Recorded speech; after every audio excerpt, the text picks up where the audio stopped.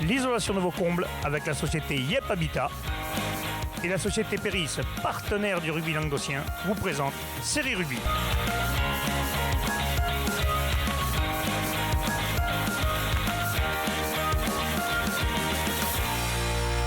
Bonjour mesdames, messieurs, bienvenue à Série Rugby, votre émission sur rugby amateur de la 4e série à la Fédérale 1. Aujourd'hui c'est jeudi, vous le savez, le jeudi c'est le MAG. On va retrouver du côté de l'Aude notre ami Baby Renaud qui est parti tout seul avec son sac à dos pour un reportage sur l'équipe de Canet d'Aude.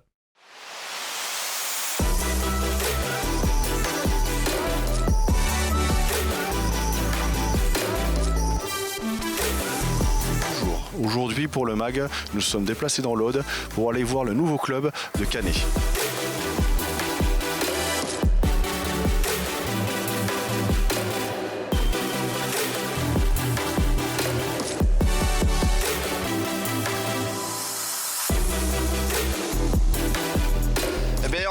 On a recréé l'AS Canet parce que en fait, le rugby était doucement mais sûrement en train de plus ou moins de disparaître dans le village, hein, que ce soit au niveau des dirigeants, au niveau des joueurs en fait. Hein. On voyait que les joueurs commençaient à partir dans d'autres clubs, les dirigeants malheureusement il n'y en avait pas beaucoup. Et après c'est vrai que plusieurs personnes m'ont soumis cette idée et j'ai décidé de prendre le flambeau et d'essayer de voir si c'était viable, si c'était possible. Et effectivement, en commençant en discutant avec pas mal de personnes, on a commencé à rameuter quelques jeunes, quelques anciens, quelques trentenaires, et puis au final ça a pris forme, des dirigeants ont suivi, j'ai un staff de qualité et aujourd'hui en fait il se trouve qu'on est début octobre, on a 39 joueurs, un staff, des dirigeants, donc c'est vrai que pour l'instant les résultats sportifs ne suivent pas, mais moi je suis pas inquiet, ça va pas tarder, ça va suivre, vu l'ambiance qu'il y a dans le club, ça devrait pas poser de problème. Ouais.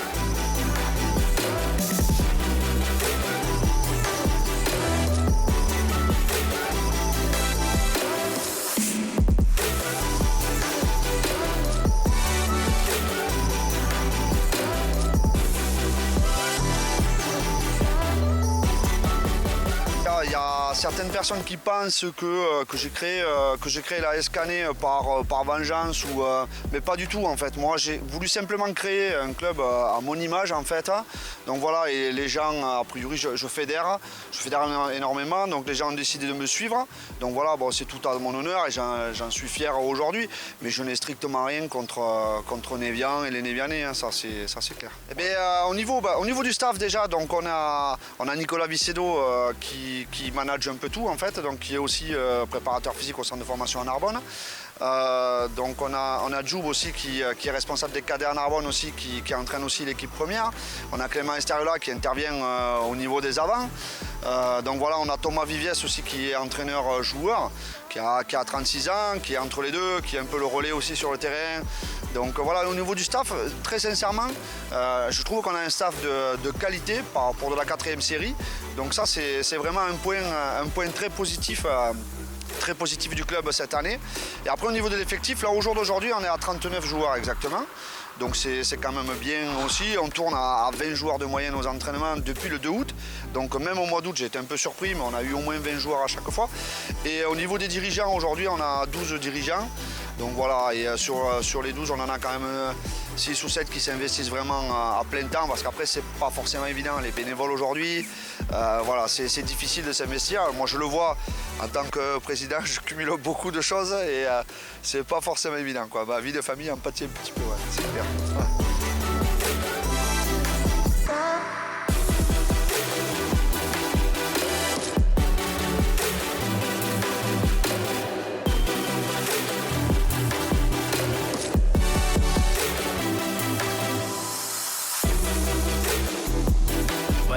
Manager, comme je dis, c'est un bien grand mot. Non, c'est juste que je suis à la base du projet, enfin, sur l'encadrement du staff.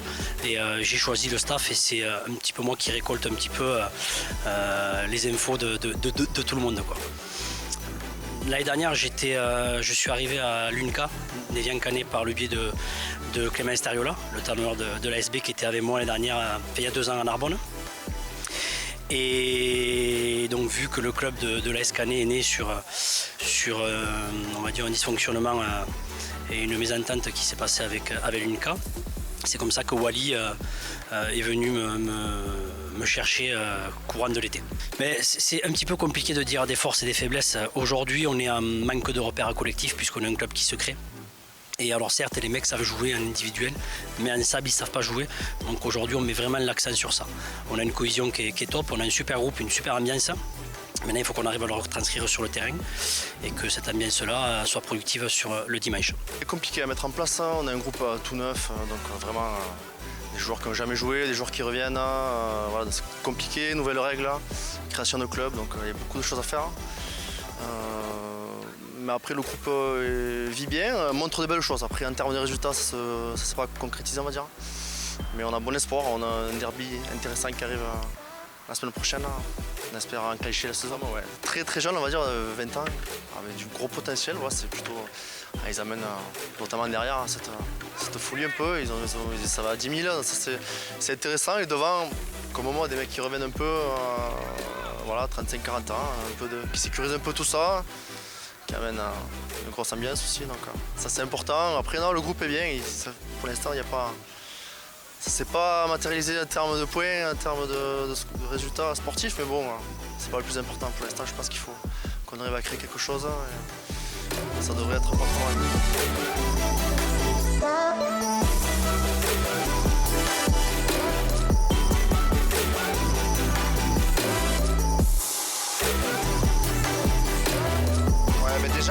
Déjà les objectifs de Jean, à court terme, nous cette année, c'est de prendre du plaisir, hein, ça c'est la priorité.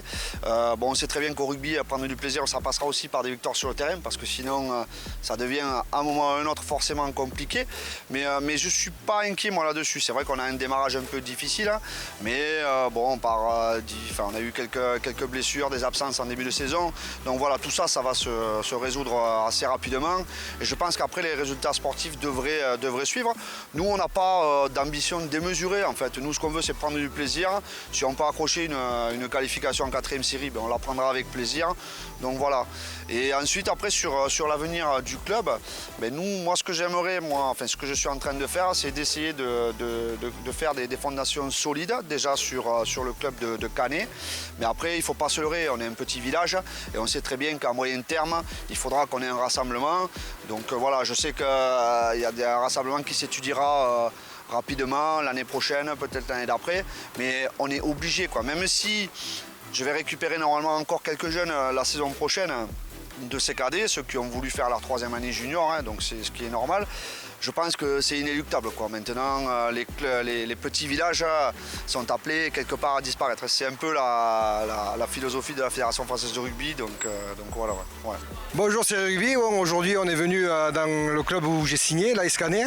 Venez, je vais vous présenter un peu les cuistots de ce club. Allez, suivez-moi. On va voir la cuisine. Je vais vous présenter Stéphane, le cuisinier. Salut Steph. Salut Dédé. Comment va? Impeccable. Alors qu'est-ce que tu nous prépares de bon là? Et cœur de canard à la façon landaise avec des frites à la graisse de canard. À la graisse de canard? Voilà, tout ce qui est bon pour le Et là, c'est pour le régime. C'est bon pour la récupération. T'as raison. Voilà. On va présenter un peu tout le monde. Les autres cuisiniers. Je pense que les cœurs de canard vont être bien préparés. Vu, Déjà, il a fallu aller tuer les canards. Oui, déjà, c'est le plus compliqué. Qui c'est qui les a tués? Lui, parce qu'il voit rien. On les a chopés parce qu'ils étaient pris dans la glace, on a recoupé les pattes. Et comme ça, au moins, on les a ramassés facilement. Il n'y avait plus qu'à les ouvrir et puis à les faire cuire. On n'a mené que les magrets, que le cœur. Et les frites, elles sont cuites aussi à la graisse de canard, on m'a dit. Voilà, graisse de canard. Et cuites 2 fois. Première cuisson et deuxième cuisson. Et vous allez nous régaler. Normalement, oui. Mais vendredi prochain, par rapport au match, Oui. patates bouillies Oui. et carottes. Carottes. Ah, la diète. Salade verte. Là, il faut en profiter ce soir. Voilà. Sinon, vous amènerez votre gamelle. Le soir. Max, apparemment, on a un nouveau téléphone. Il faudrait qu'on fasse un petit selfie. Allume-moi-le parce que j'arrive pas. Tu sais que j'ai réussi à le reconnaître avec sa baguette. C'est bon? Allez, on regarde tous la bière qu'on va faire un petit selfie. Black. Zoom un peu. Attends, mais c'est où qu'on zoome? Là. Ah, voilà. Allez, on sourit. Attention, prêt, go.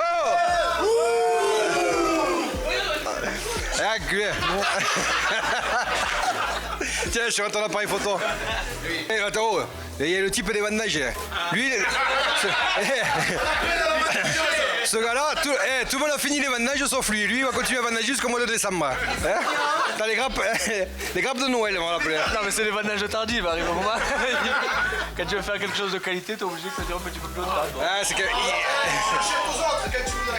Ah, c'est que. Il y a toujours. C'est qu'il a toujours espoir de se faire toucher la grappe, donc c'est pour ça qu'il prolonge les bandages.